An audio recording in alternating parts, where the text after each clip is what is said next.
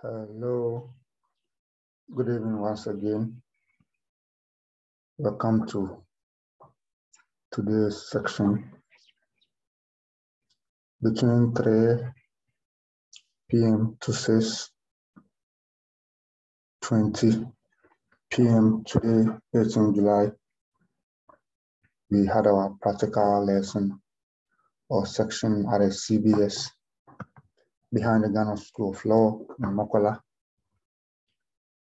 where we look at the concluding parts of public sector budgeting. We looked at 2 examples: budget comparison, actual variance analysis, whereby we got to know how to compare budgets and its inclusion in financial statements in accordance with International Public Sector Accounting Standard 24, which mandates us to include budget as part of financial statement, either as part of the financial statement or as notes to the financial statement. We looked at, we compare budget with actual. If the budget is an annual figure and we are given an actual figure in the quarter, we have to express the budget in the quarter or semi-annual as against as given in the actual to give a proper figure for comparison. We looked at cash budget. We looked at the timing of cash flows, both receipts and then payments. Then we took a question. We were done with that and we move on to the next chapter, which is accountability and value for money and the Pefa framework. We started with public accountability. Okay, so we looked at why accountability is so important. And we realized that accountability is a very popular term in research community, especially in accounting, finance, corporate governance, and public administration.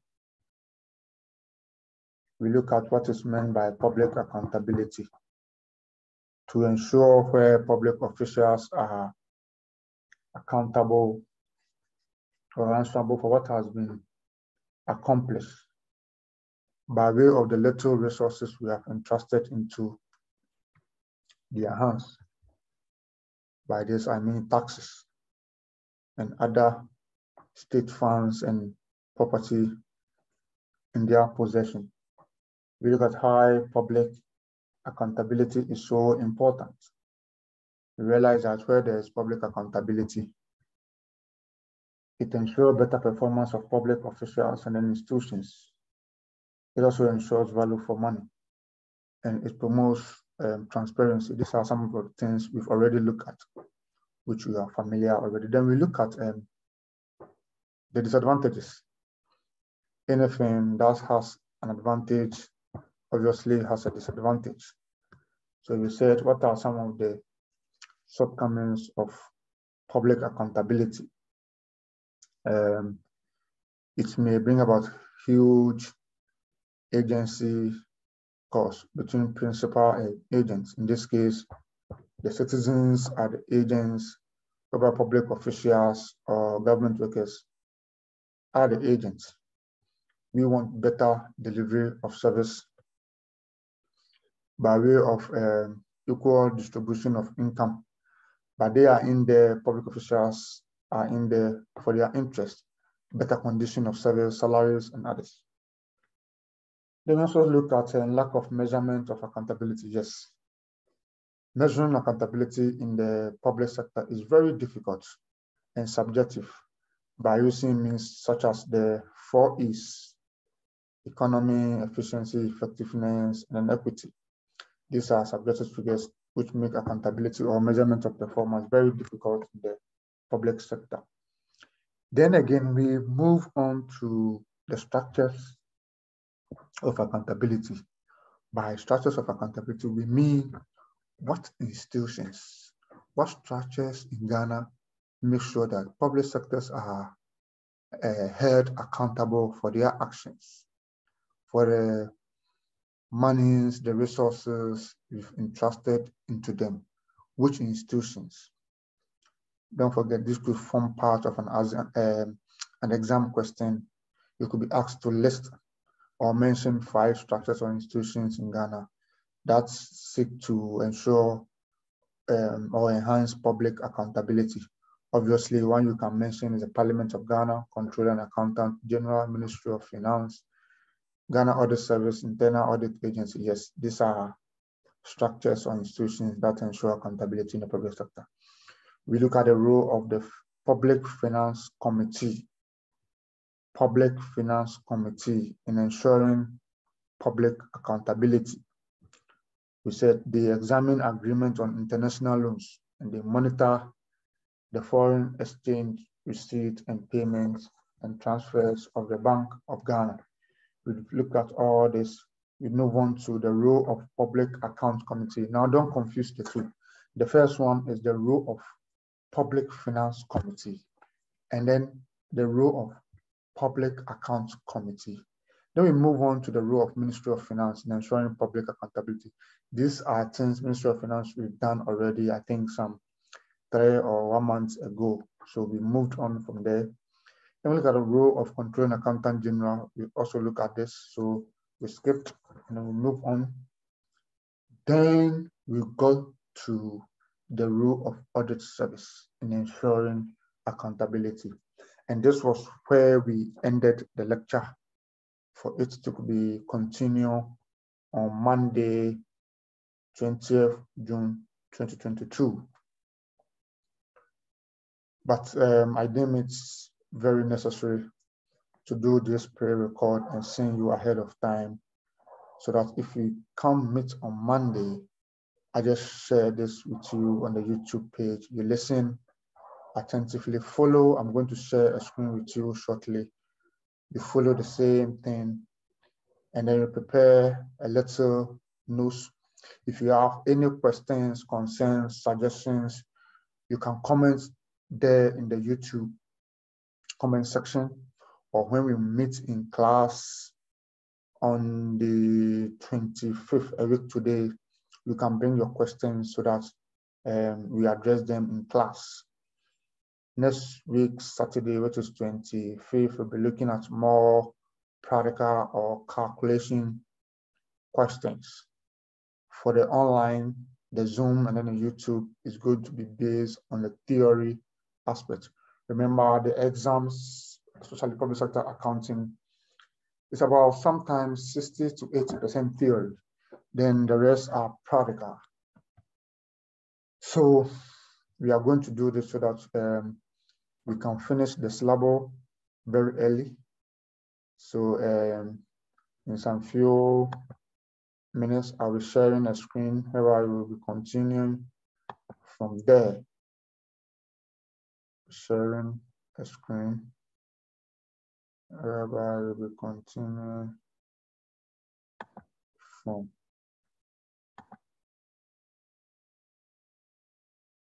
Okay, that's not it. Just a minute. Just a minute. Okay.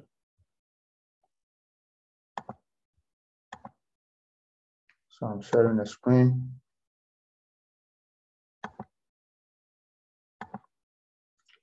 Yes. So I'm sharing a screen. We are looking at the role of Audit Service in ensuring public accountability. Don't forget that the Audit Service is the chief or government auditor, unlike in the private sector, whereby they will have the KPMG, Deloitte kind of staff to audit them. The audit service is a government auditor. Is that all right? Okay. Now, the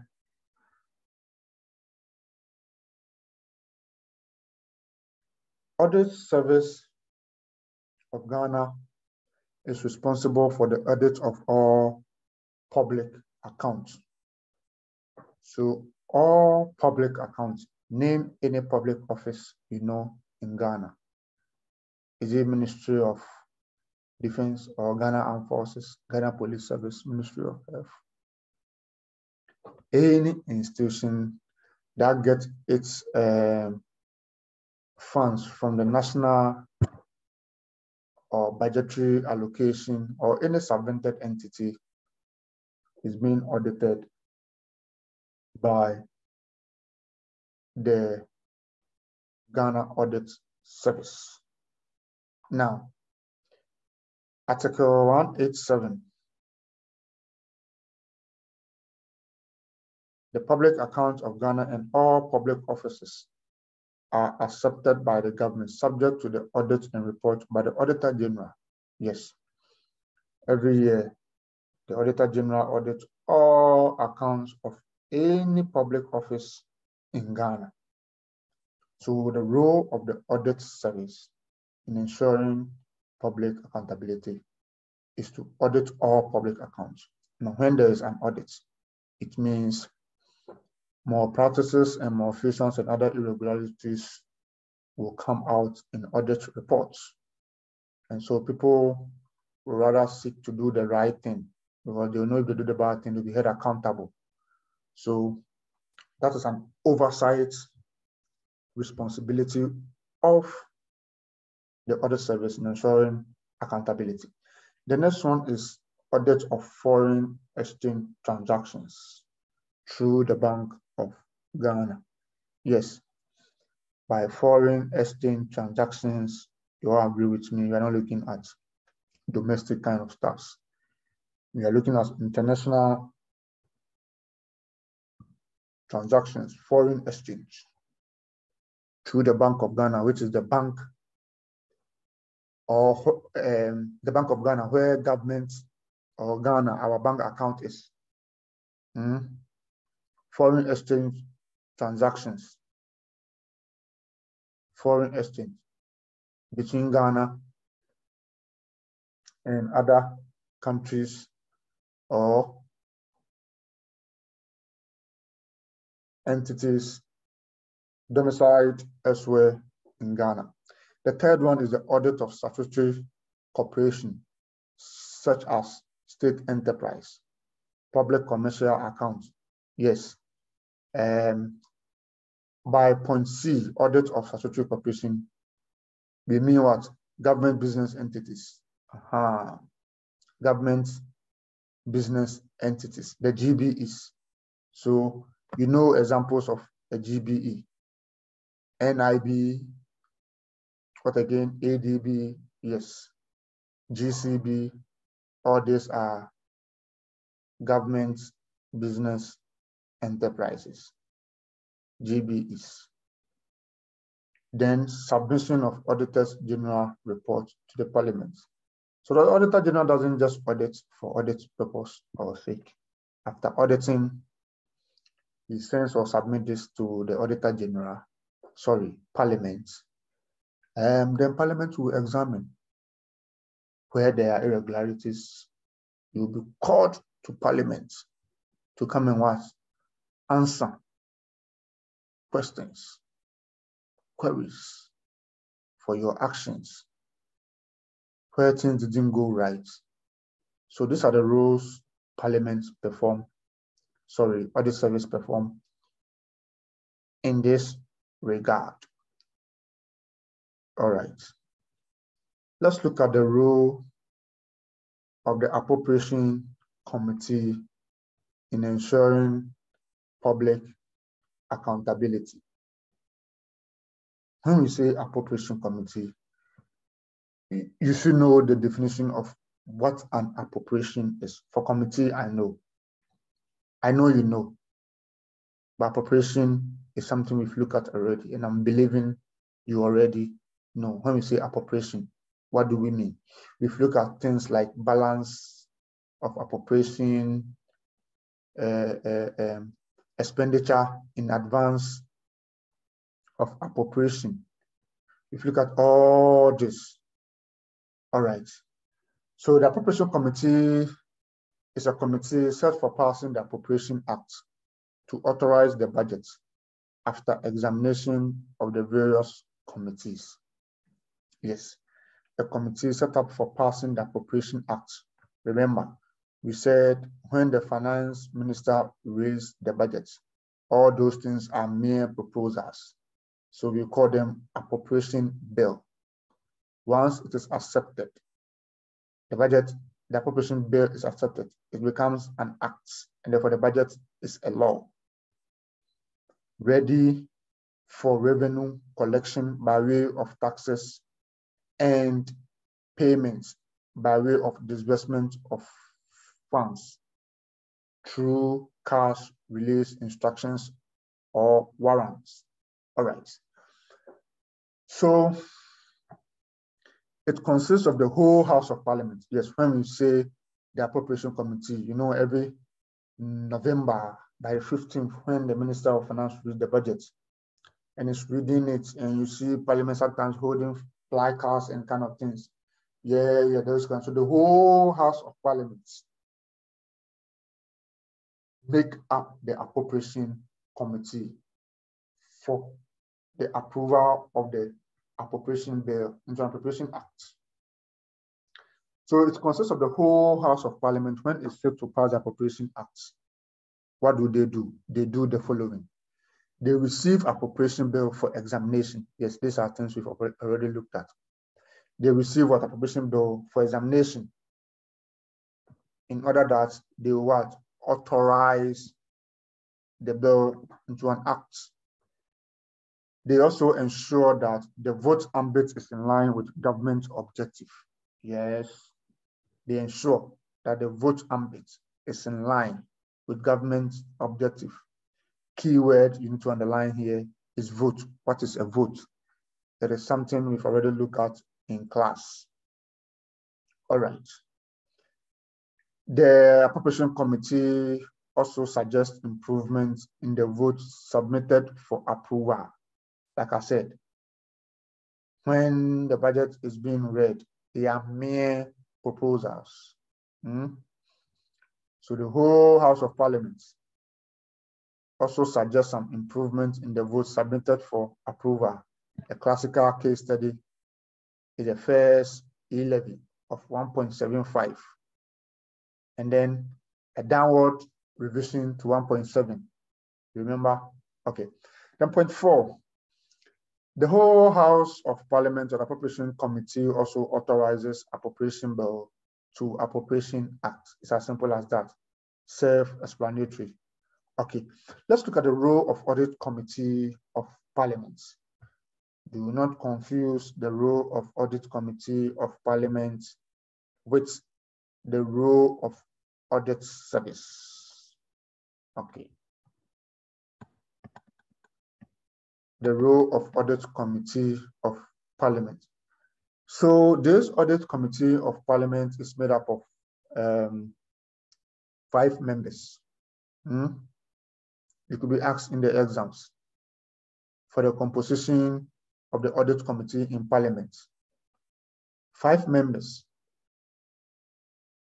which comprises of a member of the governing board, council, or commission nominated to chair the committee, the chief executive, 1 line director other than the head of finance or internal audit, 2 external representatives with a minimum of 8 years experience in accounting or auditing, or each nominated by the Internal Audit Agency and the Institute of Internal Auditors of Ghana.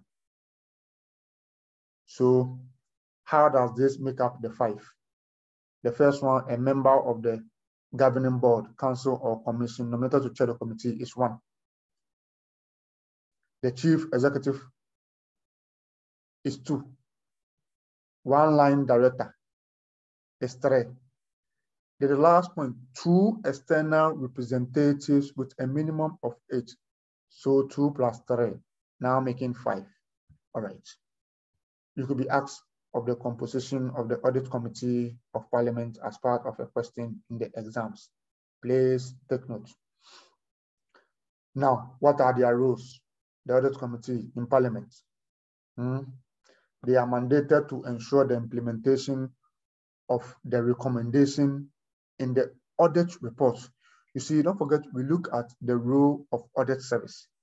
We say they submit their report to parliament. Now, when they submit their report to parliament, is that all? No. They are mandated to ensure that all the recommendations from the audit service are being implemented for any covered entity, being it an MDA, MMDA, or a GBA.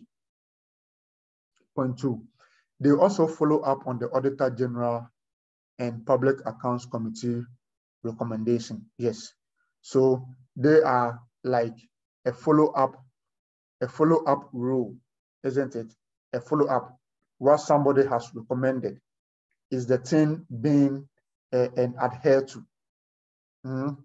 If there are irregularities in the implementation of Public Financial Management Act 2016, Act 921, if there are irregularities in procurement, if there are irregularities in recruitment, if there are irregularities in spending, and the audit service reports and brings his or her recommendations, how are the recommendations being implemented? They do a follow-up role. Okay. The third one is that they provide advice to management on the following. So they provide advice to management. By management, who? Heads of all covered entities. Heads of all covered entities who use state funds on risk management, internal control, compliance with laws, regulations, and ethical standards. Yes. By compliance with laws, regulations, you know them. PFM Act is a classical one that comes into mind. GIPC Act, Ghana Infrastructure Investment Fund Act, Procurement Act, name them. All the laws that are being used to govern the states. Okay. Now let's look at value for money. When we were looking at the importance of public accountability, we said it ensures value for money.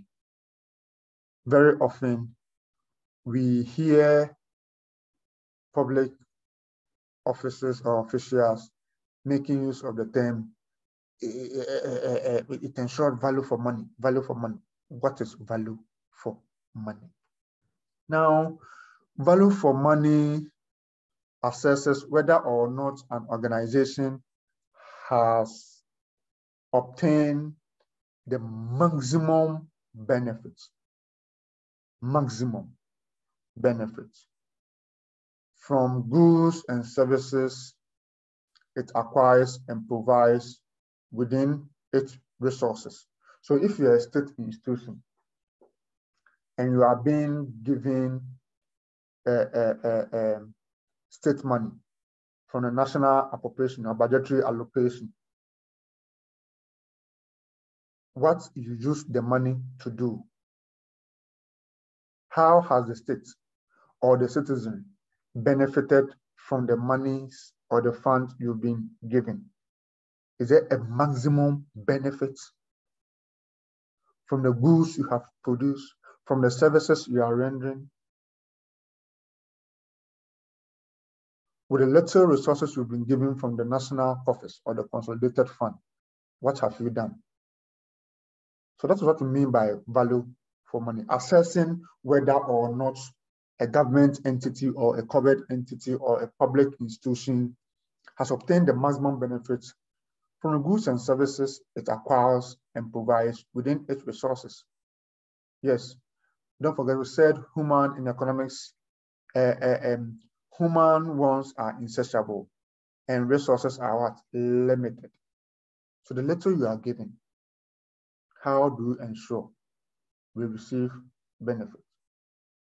If you are Ministry of Trade and Ministry of Education, how do you put the budget allocation you have been given to ensure that all schools are learning under better condition of service? Their future is secured. Staff are being paid based on work they have performed, not ghost names. Value for money. So there will be no leakages. Remember, we did something revenue loss or revenue at risk. When things are not done right, we say revenue is at risk and government is deprived of revenue. So achieving value for money is described by the 4 E's. Yes, to achieve value for money, we look at the 4 E's, which you might be familiar from our previous lessons. So we have economy, efficiency, effectiveness, and equity. We want to look at this in detail. Let's look at economy. So when we say value for money, all these things are centered on the 4 E's. You should be able to use the literature or the register of the term when answering your question. Things like economy, efficiency, effectiveness, equity, maximum benefits, resources, funds, name them. We've mentioned a whole lot of the terms in the public sector domain. Now, economy has to do with price paid for goods or services. So economy looks at the price. Economy looks at the price paid for goods and services. Now, by this, we are looking at incurring the lowest cost to achieve the required quality of goods or service without compromising what? Quality. Lowest cost doesn't mean we should go in for anything just like that for going sake. Not that we want to achieve the lowest cost, mean that we go for inferior things that can last us for a very long time. So economy looks at the price or the cost aspect of service delivery or production of goods and services. So it means incurring the lowest cost to achieve a required quality of goods or service. You are going to procure goods or services for state purposes. How do you do? What are the processes you use? Did you go for 3 invoices and compare to pick the lowest one with the best quality? Or because the monies or the funds are there, you go in for anything, then at the end of the day, government loses. You don't care about cost. That is why we say economy. It is looking at incurring the lowest cost to achieve the required quality of goods or service. Something that somebody will buy for 5,000, can we also buy the thing at 4,000, but the same quality? In this case, we have ensured value for money. 2 things. Somebody, a private entity, Private sector will go and buy it for 5,000. But you, government entity, you are going to buy it for 4,000, serving the same purpose. You have achieved economy and save the government some money. Okay, how then do we achieve economy? Yes, like I said, due procurement process is followed. Yes, if you don't follow procurement process, it is a breach of financial discipline. It means you are flouting on the procurement rules, and any auditor who comes to audit you is come to audit you based on all the acts, all the financial regulations you know. Think of procurement, PFM acts, income tax acts, Ghana investments, Ghana Infrastructure Investment Fund Act, all those financial laws and regulations. Any other service that comes to audit you as a public entity or a corporate entity is going to use these laws, the provisions in these laws, to audit you. How have you complied? The next way in which economy can be achieved is due recruitment process. I mentioned that. Do you recruit people based on merit or based on protocol? Do you recruit people based on their ability to do the work or just because of their political affiliation? Just because of who you know? It doesn't achieve economy. When this happens, you realize that unskilled people are on the job, and so they make mistakes, and we end up always making adjustments and making losses. But if you employ people based on merits, they do the work with experience, because these are professionals. All right. The next one to achieve economy is cost control systems are effective. Yes, cost control. Cost control. How are things being bought in the entity? What are the payment process? Who approves? Who requests? Who authorizes? If they have reached the cap, do they still go ahead to spend outside budgets? No, these things do not assure economy. Let's look at efficiency. Efficiency. Efficiency measures the impact of the amount spent against expectations outlined. So KPIs. By KPI, we mean key performance indicators. Efficiency measures the impact of the amount spent against expectations outlined. So we are looking at what? Output. Efficiency refers to delivering the same level of service for less time or effort. Think of efficiency as a mosquito on your TV. Somebody can just use a mosquito coil, just spray it a little bit, will kill the mosquito. Somebody will try to use a towel, sweep it across the face of the television, but everything is down. The mosquito will die all right. Don't forget, you spoil your TV. Were you efficient? No. The one who was efficient was the one who used the mosquito coil to spray that mosquito away, or use any means that didn't damage or harm the TV. That person is more efficient than you using a towel and hitting it hard at the TV. You end up destroying the TV. That is not efficiency.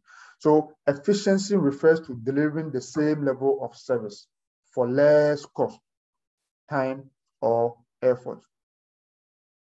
If it is road construction, if it is security, how long does it take Ghana Police Service to respond to crime cases with a minimum cost, time, and effort?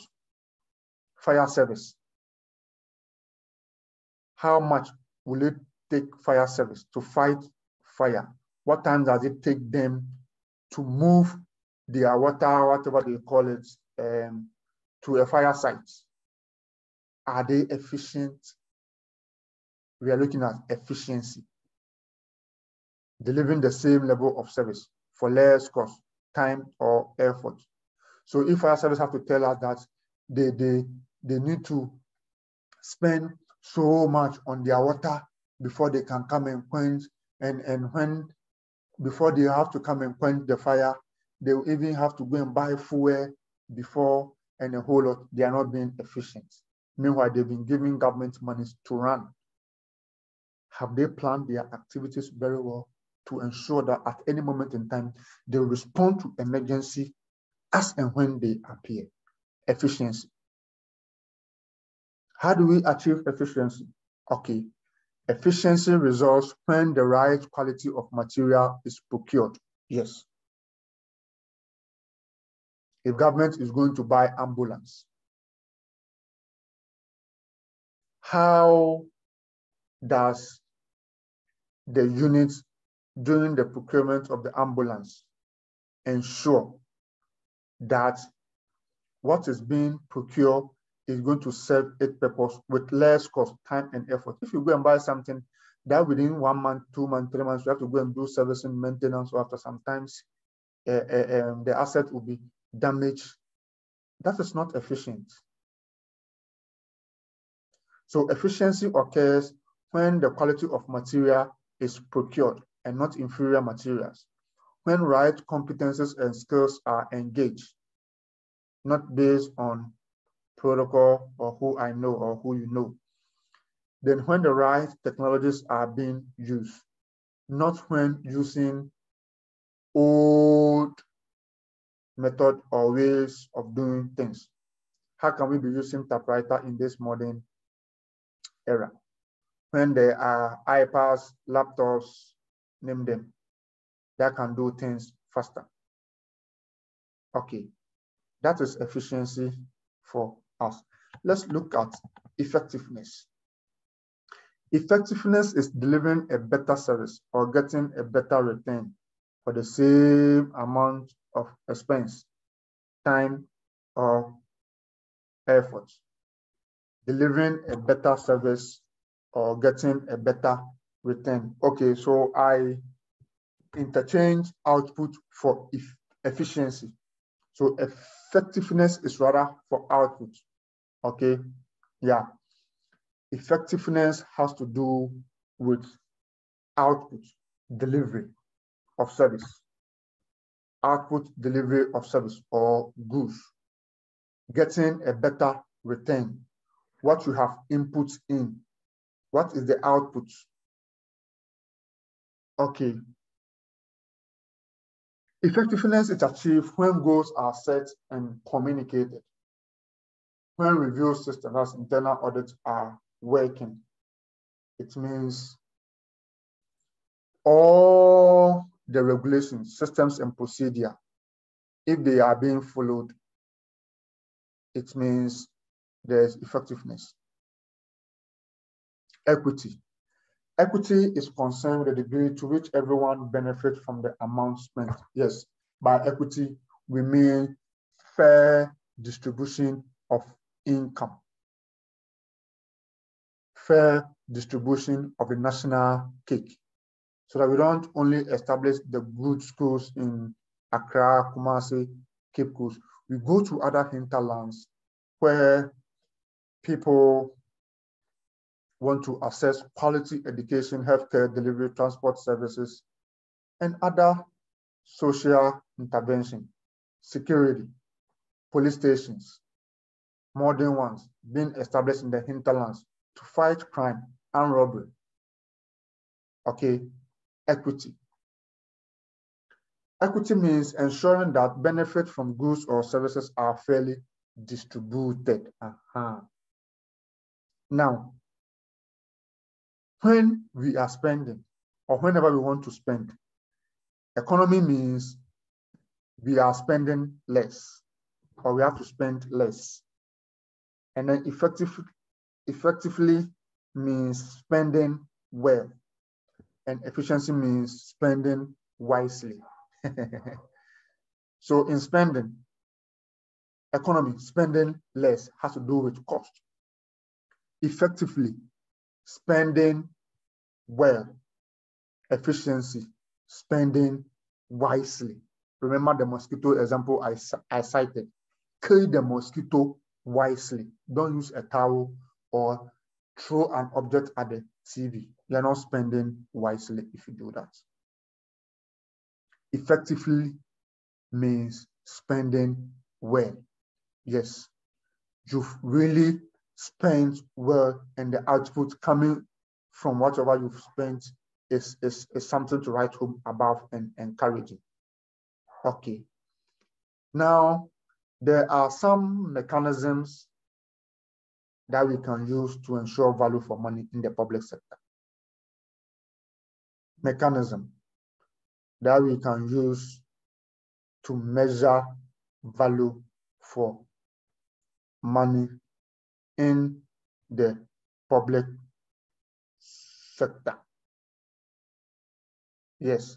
How do we ensure that whatever is happening or whatever is going on or whoever is doing whatever the person is doing will ensure value for money? This will only be possible when there is a high level of professionalism, or we only engage professionals to do the work. We only recruit professionals to do the work. Professionalism is a discipline, whereby only educated, experienced, and responsible procurement officers make informed decisions regarding purchase operations. Yes. So if people in covered entities are not professionals, we engage or recruit anybody just like that. It means they will do things anyhow. At the end of the day, there will be cost, unnecessary cost. But if you engage a professional who knows the right thing to be done and doesn't want to indict his or her integrity, will do the right thing. The question is, you and I in our country called Ghana, don't we have professionals in the public sector? Are they doing the right thing, or they are being indicted, they are being victimized because of their political affiliation, they are doing otherwise? This is the case for you and I to judge. Okay. Fairness and non-discrimination is also a mechanism for measuring value for money in the public sector. Fairness and non-discrimination, which requires that all participants are treated equitably. If it is with procurement, you follow due procurement process. If it's about recruitment, you give equal opportunity to everybody, whether the person is affiliated to your political party or not, whether it's a male, female, married, single, Muslim, Christian, traditionalist. Fairness and non-discrimination. Thus, each participant must stand the chance of being selected. In this case, when we are doing procurement, procurement rules and regulations must therefore apply to all suppliers without any favoritism. My brothers and sisters, is that the case? The answer to this question is for another time for discussion. Competition, a mechanism in ensuring that there's value for money. So the default for procurement is the competitive tendering. Yes, we look at procurement next 2 weeks, procurement. The default method for procurement is the competitive tendering because it allows for what? Competition. No sole sourcing. No sole sourcing. Competition means allowing as many participants to participate in the process of what? Procurement. Yes, you follow all the due process. We look at them, all the due process of procurement, so that you don't select tenders or suppliers based on your application. You don't award contracts to people based on your whims and caprices, but then you allow all the tenders or the suppliers to compete, and the best supplier selected and given the job to do. The next one is efficiency and effectiveness. Now, efficiency and effectiveness is a careful and judicious use of resources in the procurement of goods and services. Let me make it clear that procurement forms about 70% of government malpractices and other breaches. Procurement is a very typical issue in public sector operations, because these are some of the places where there are leakages or revenue losses. Revenue is always at risk when it comes to procurement. Okay, government must always receive the maximum benefit from its resources. This is only possible when there is value for money. How can this be possible? When there is efficiency and effectiveness. Transparency. Yes. Now, all participants must be aware of due process in procurement. You see, value for money has been hindering or hitting more on procurement because it's a topical issue. Now, transparency involves the dissemination and publication of bid notices and opening of bills in public. Yes, bid notices, notifying all tenders or suppliers, and then opening these bills in public. If you want to procure something, you go through the procurement process, you advertise in the national dailies for everybody should be or to be aware. You don't do things in a vacuum. You don't select your own people and give them the contract to do. If they can't do, then sell the contract. We don't do that.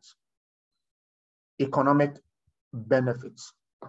Every good or service procured must provide optimum benefits to the government. Yes. You see, when you want to ensure there's value for money, it means anything being procured, any service being rendered, must give that maximum benefit to the citizen. If it is road construction, 3 months after constructing the road, you realize there are potholes. That is not economic benefit.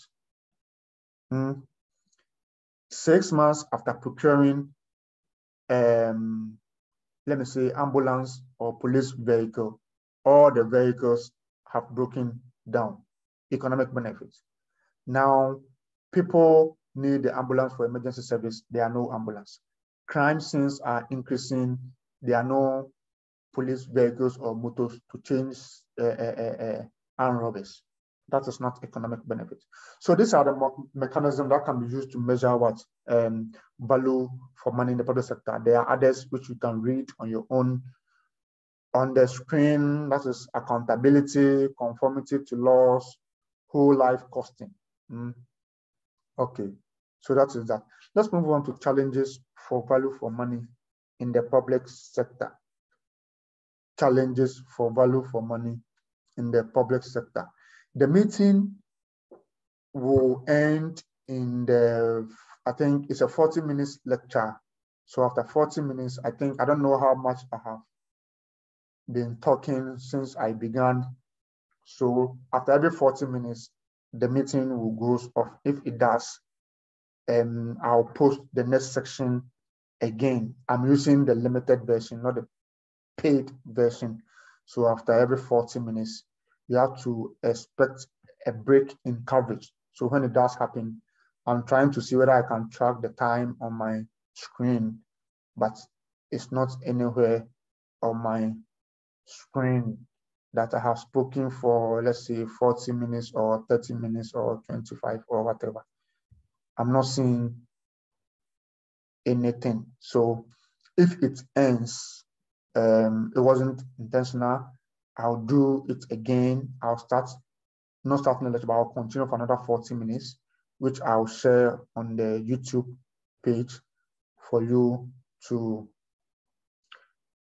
listen and make your notes for understanding. I wish I could say how long I've been talking. Okay, let's continue. Let's look at challenges of value for money in the public sector.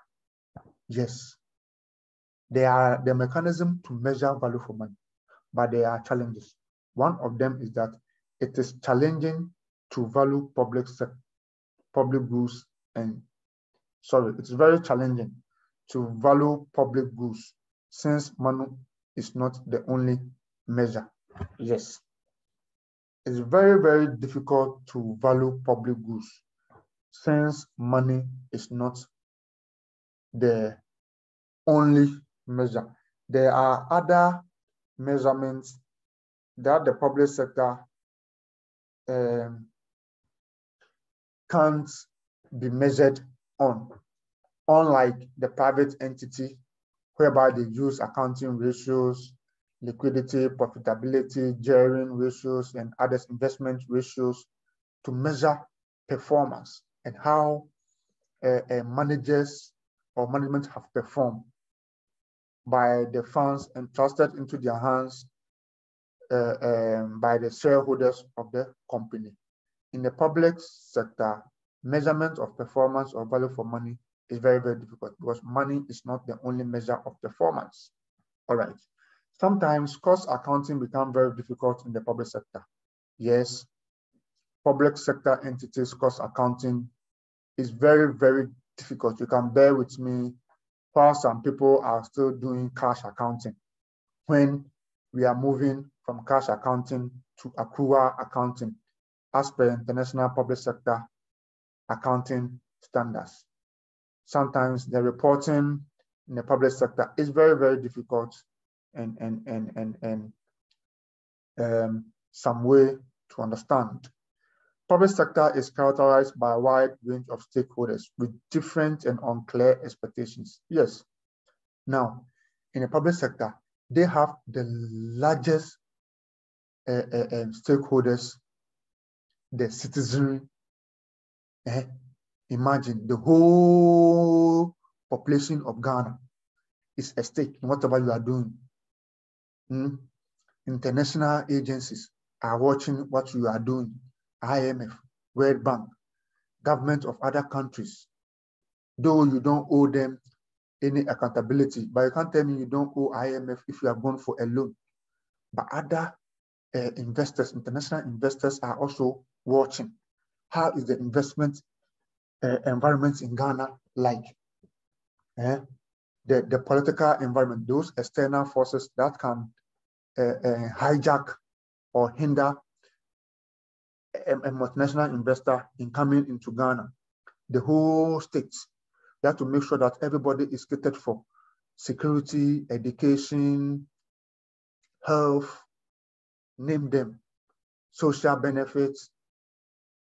All the people in the country have a stake in whatever is happening.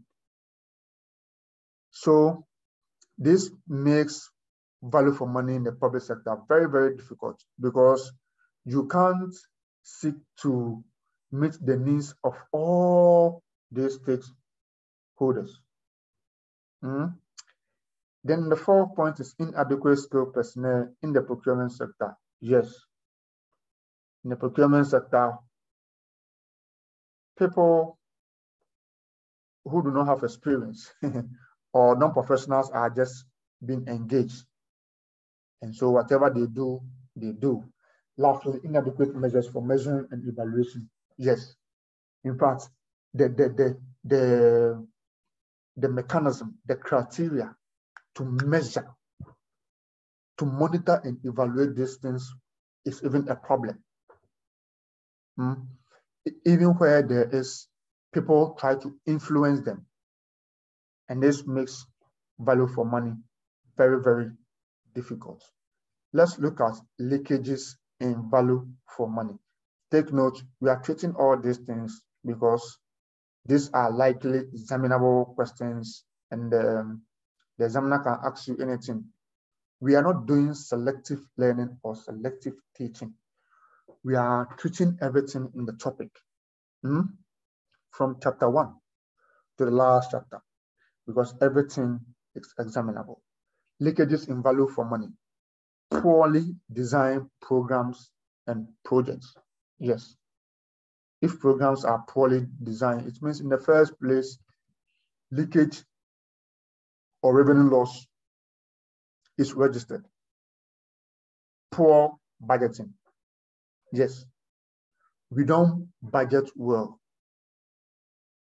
Either covered entities don't budget well because they don't know themselves.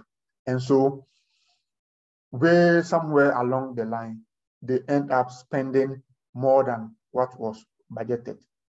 Remember, how much did you budget for revenue? How much are you spending? If you budgeted less for revenue, then you end up spending more on any expenditure. Always there will be budget outing or overrun. You'll be living in the negatives. And that's a very poor and bad practice. Suboptimal implementation. Either there are systems, but the systems are not being looked at. They are not being implemented very well to the maximum. This is a problem. Inadequate monitoring and evaluation process. Yes. Even if there are monitoring evaluation teams, they don't do the work as expected of them. These are leakages. Weakness in procurement process controls. Yes, when there is weakness, who watches the procurement process and ensure that all the provisions of the Procurement Act are being adhered to or implemented? No, when this is not done, there's a problem. Corruption and theft. Oh, this is something you and I know. Corruption in procurement in the public sector. It is very, very alarming. Then misappropriation of assets, stealing assets, using public assets for more private use than public use, not even 50-50. So somebody has a car in his possession, use about 70% to his personal needs, and only 30% for government work. When it is government work, he feels relaxed using the car to do it. But when it is his private work, he uses it more. Okay. Value for money analysis. How do we analyze value for money?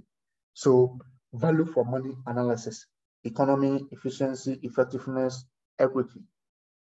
We are going to see how we analyze them. Value for money analysis involves analyzing the cost and benefits.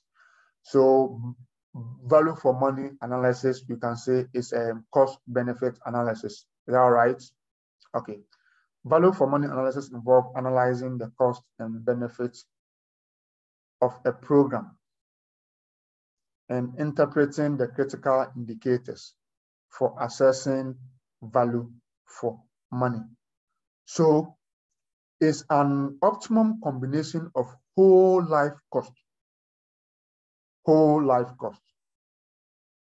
Value for money analysis, analyzing the cost and benefits of programs. Now, when you remember, when we're doing budgeting, we look at what program-based budgets. So when you see benefits of a program or activity and interpreting the critical indicators for assessing the value for money, purpose of value for money analysis. Why must we do cost benefit analysis? To help the government make informed decisions on whether to implement proposed projects as public-private partnership through other traditional incomes. The first purpose of value for money analysis is to help government make informed decisions on whether to implement proposed projects as public-private partnership or through other traditional income. Let's look at public-private partnership. We will look at it later. not now. But public-private partnership is where government partners with other private entities for the management of state corporation. Either the government will finance for it to be operated by a private entity, or a private entity will build, then will operate it, then at the end of the day, hand over. Look at what happened to PDS. It used to be ECG. It went to PDS and back to what? ECG, public-private partnership. More often, you'll be hearing that governments want to privatize a certain sector. Some time ago, they said they want to privatize Kotoka International Airport. Have you seen? So that's what we mean by PPP, public-private partnership. So government will have to do a cost-benefit analysis to know whether, let's say, Ghana Post, we have to give it to a private entity to maintain it for some time and then hand over or not. All these things come by way of what? A value for money analysis or a cost-benefit analysis. How much is government getting from ECG? How much is government making from Ghana Water? Okay, can we give it to a private entity to manage for some time? Maybe they will finance it. Then we will rather manage. Or we will finance, they will manage. Bring the expertise. Then for some time, 10 years, 15 years, they'll hand over value for money analysis. All right. Now, what are the benefits of doing a value for money analysis? It is the best criteria for choosing the best alternative about a range of delivery options. Yes. Whenever you do a value for money analysis, then you realize that you have so many alternatives. So the alternatives that you have, after doing a value for money analysis of all the alternatives, based on that, which one is more cost effective? That is when you can decide or choose which one you want.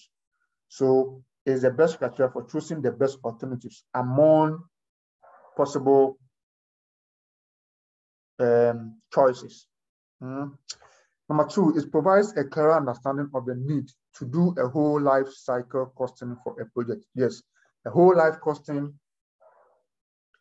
cycle costing of a project will begin from start, zero, to the end. Any activity, any department, anything, whole life cost, from process one to the last process, any cost will be determined.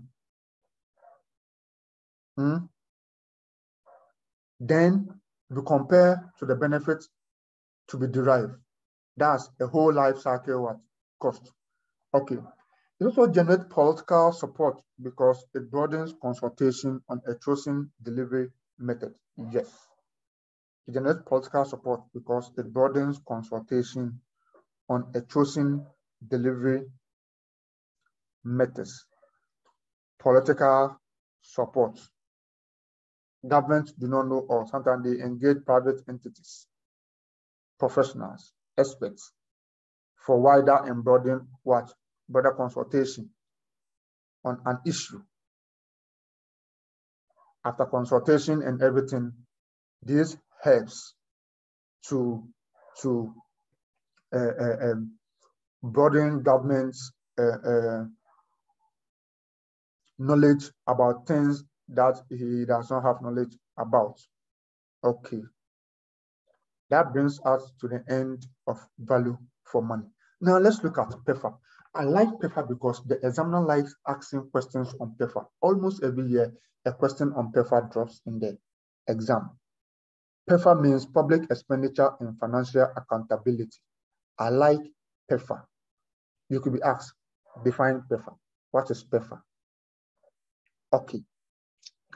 Pefa provides, or is a program that provides a framework for assessing and reporting on strengths and weakness of public financial management. Yes, underline, Pefa provides a framework for assessing and reporting on the strengths and weakness It provides a framework for assessing and reporting on the strength and weakness of public financial management. So a classical Pefa in the private sector is when the auditor comes to audit you, then they try to test the weakness in internal control in your company or where you work. First, they begin to assess whether there are internal controls in the first place. And then they go a step further to assess the strength or weakness of the internal controls in the company. That is Pefa. Okay. The Public Financial Management Act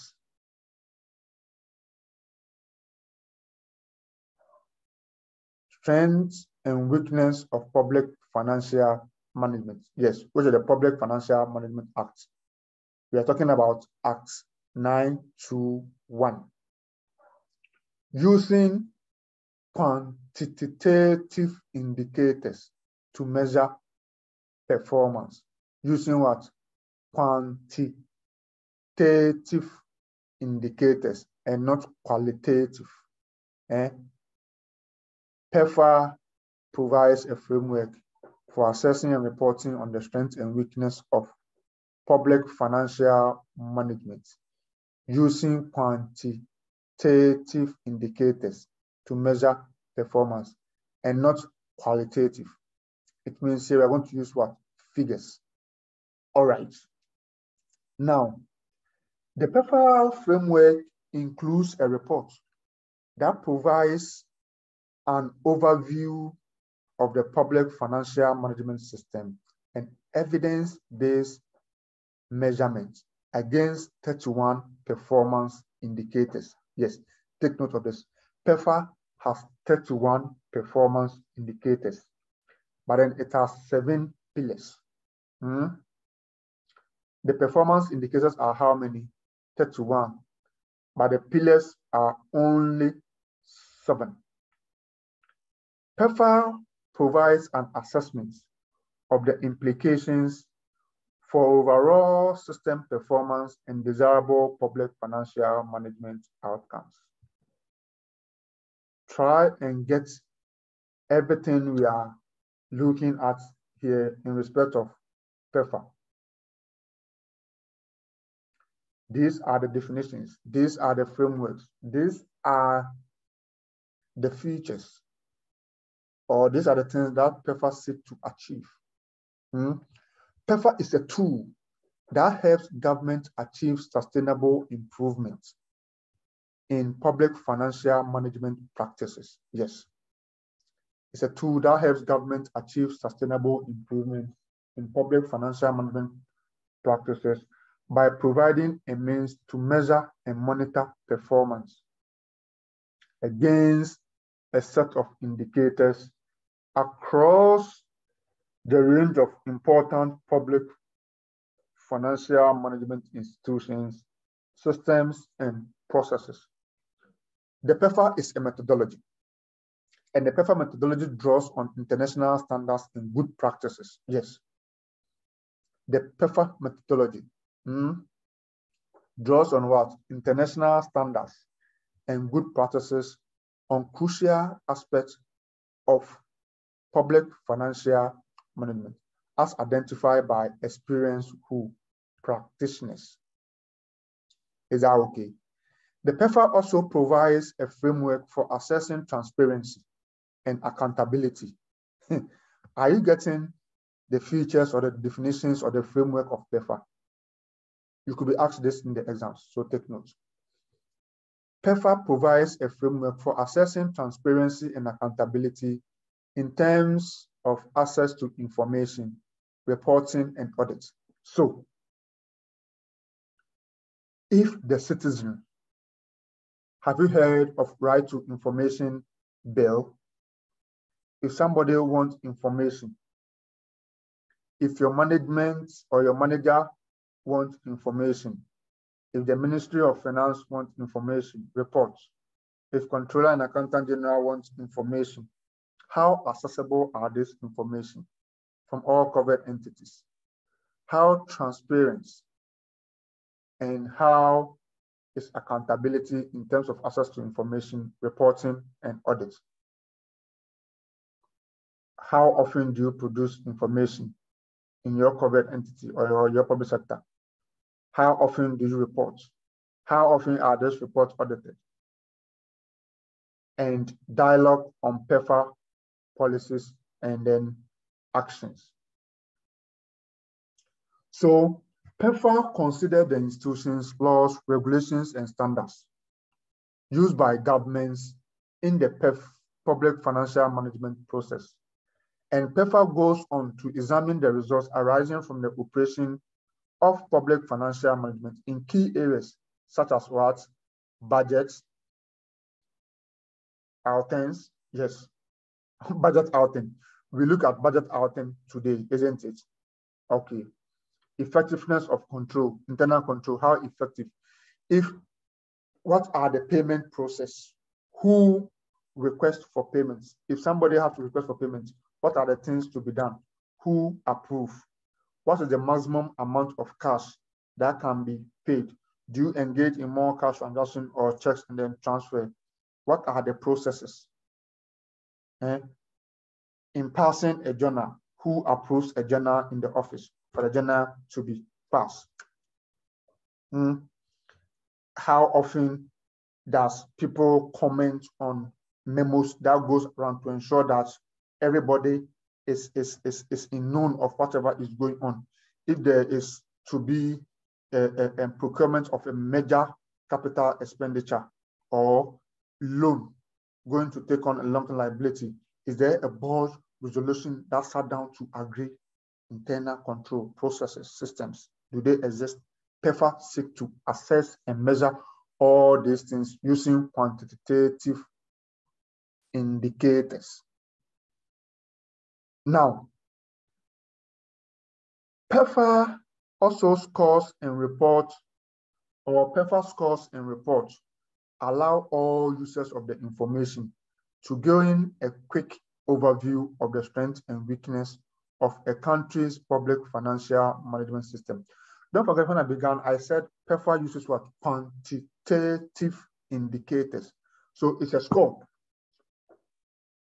It is going to score you on how quickly you make information available, your reporting framework, audits, budgeting, accounting. So it scores all this, and the scores will be made available to you. Then you know how you are performing. This is what Pefa seeks to achieve. So Pefa scores and reports allow all users of the information to gain a quick overview of the strength and weakness of a country's public financial management system. The Pefa is going to score your internal controls. How often do you do bank reconciliations? How often do you produce reports? A score. At the end of the score, you know how you have performed. If you are performing weak in internal control, you know.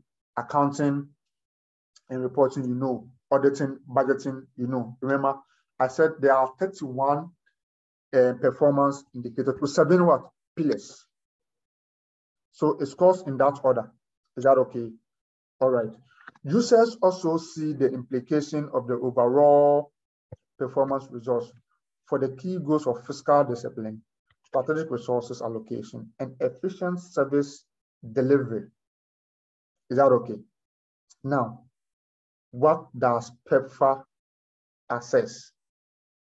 Pefa, what does it assess? There are 3 outcomes from the assessment of a Pefa framework. A good public financial management system aims to ensure that the policies of governments are implemented as intended and achieve their goals. So an open and orderly public financial management system is one of an enabling elements needed for desirable fiscal and budgetary outcomes. So what does Pefa assess? What are the outcomes of a Pefa framework? Let's look at them. The first one is aggregate fiscal discipline. Yes, we mentioned this some time ago. Fiscal discipline. Pefa seeks to assess how disciplined the system or public financial management system is fiscal, aggregate. When I say fiscal, you understand, use of taxation and other government spending to control the economy. So aggregate fiscal discipline requires effective control of the total budget, yes, and management of fiscal risk. Remember, when we look at when there's a budget, there has to be what? Control. There has to be what? Monitoring and evaluation. Then we manage our fiscal risks in the area of taxation and then spending. Pefa seeks to measure or assess this. The third thing that Pefa seeks to assess is strategic allocation of resources. This involves planning and executing the budget in line with government priorities. Do you remember Section 15 of the Public Financial Management Act, 2016, Act 921, which speaks about fiscal strategy documents? Remember, the budget is government plans and programs for the following year, which are expressed in what? Monetary terms. And the budget contains government objectives, programs, strategy for the year. So how are people going to ensure, or public financial management system going to ensure that plans are executed based on the budget or in line with government priorities aimed at achieving policy objectives? So Pefa will want to assess and see whether the strategic allocation of resources is being adhered to. The third thing that Pefa seeks to assess is efficient service delivery. The budget has been drawn. It has been implemented. Is it going to serve its purpose by way of service delivery, production of goods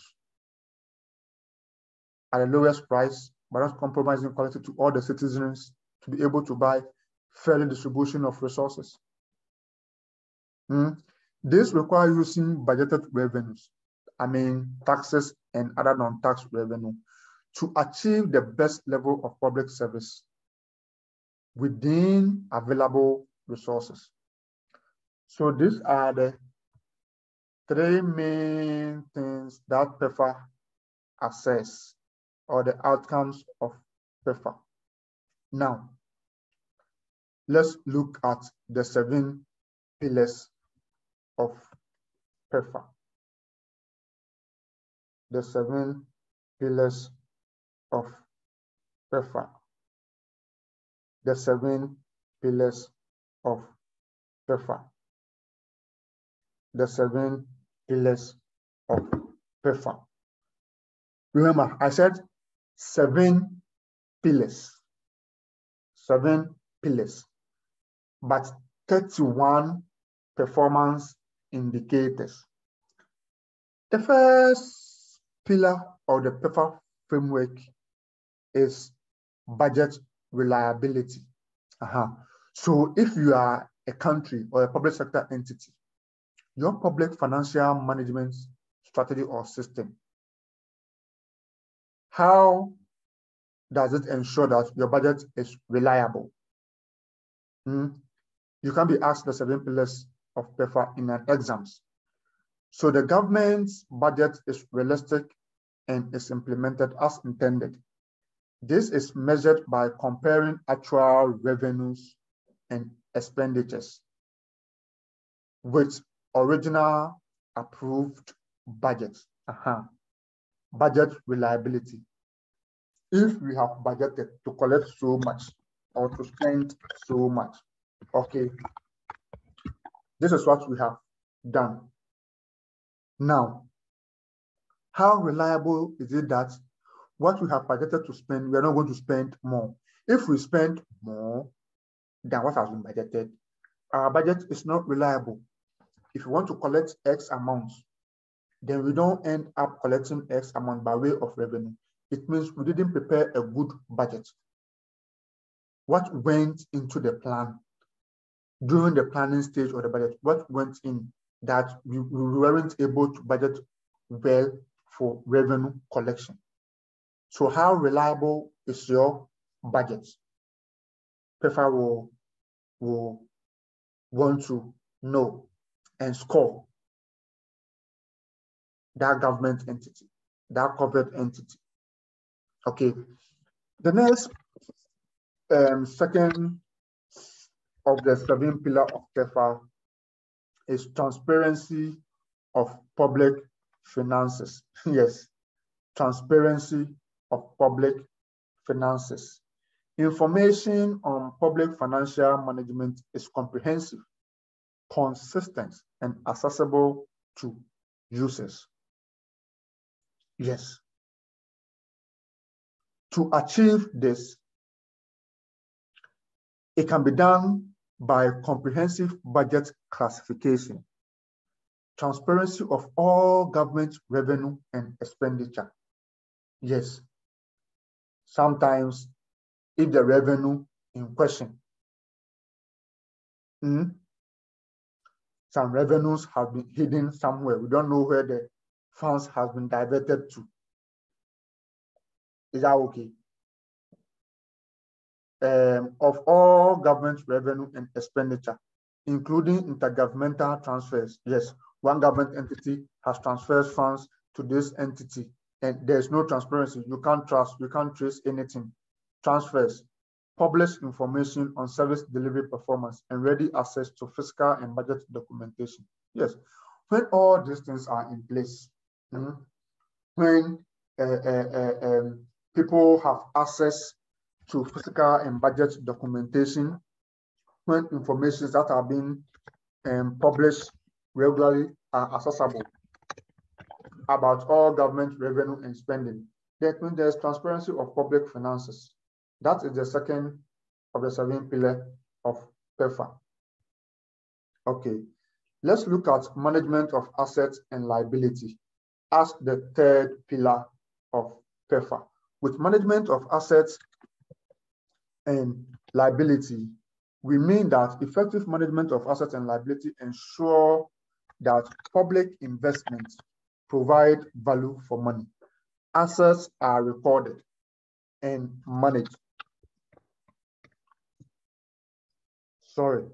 Fiscal risks are identified, and debts and guarantees are prudently planned, approved, and then what? Monitored. Management of assets and liability. Any public sector entity or government that is not able to manage its assets and liability is doomed to fail. Had it not been that, people will be misapplying or misusing your assets. You are going to lose track of your assets. You are going to take on more debt because you don't keep track of your liabilities. You are going to incur more. You can't manage your payables very well. Those you owe, you can't manage. So effective management of assets and liability ensure that public investments provide value for money. The monies you have in your possession as a government entity or public official by way of taxes are assets. If they are invested, how well have they been invested to ensure that the return on this investment fetches maximum benefit to the states?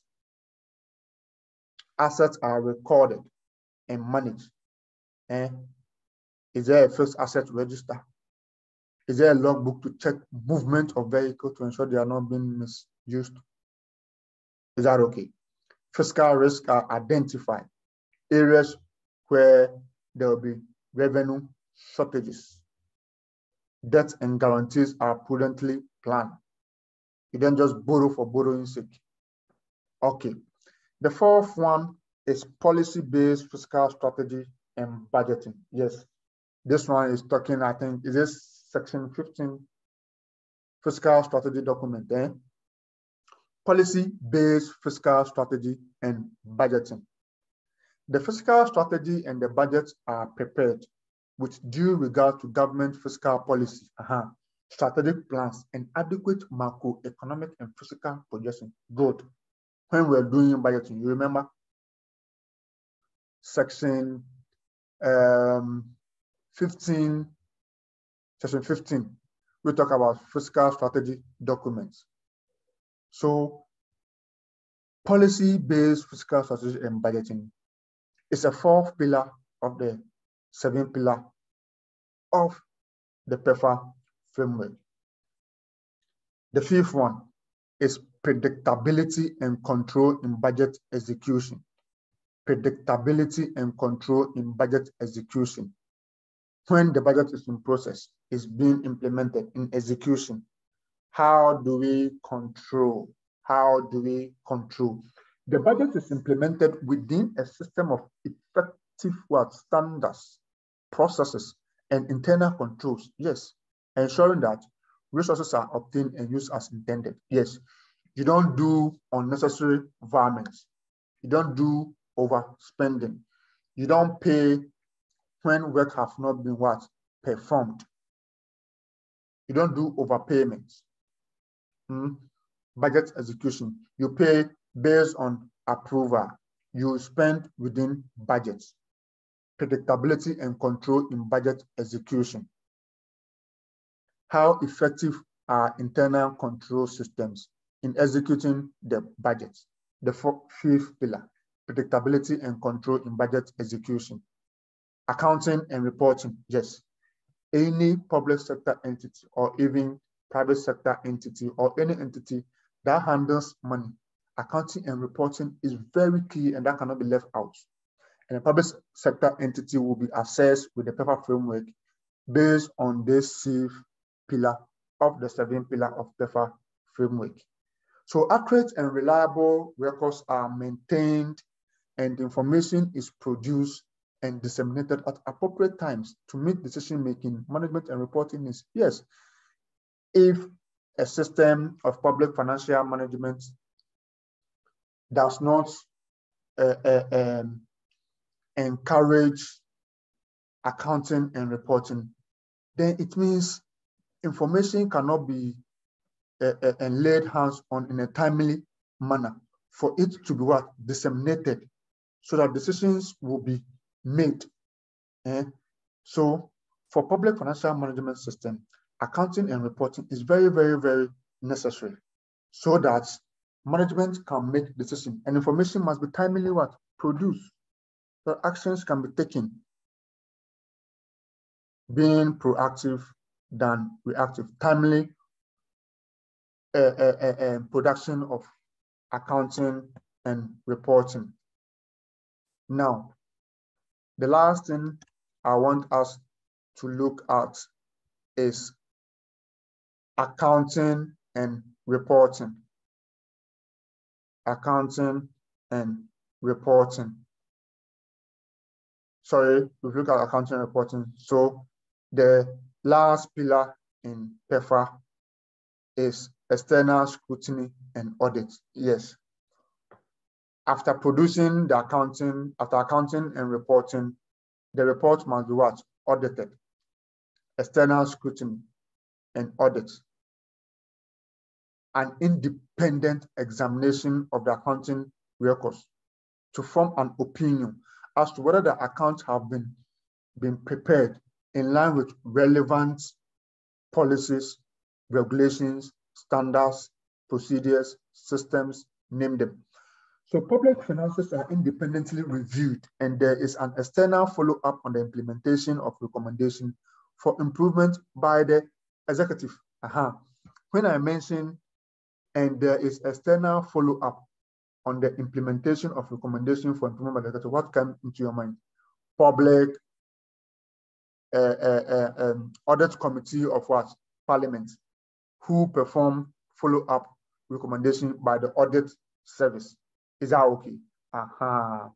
So this is where I want us to end. If you look at the 7 pillars just some few minutes ago, We'll end here, then we'll continue later. We will continue later when we meet on the 25th of June to look at the next subtopics under Pefa framework. Yes, thank you so much for having me. Until we meet again on Saturday, I say enjoy your Sunday and the week ahead. I encourage all to study harder. Listen to the video, watch, prepare your own notes, and we meet again.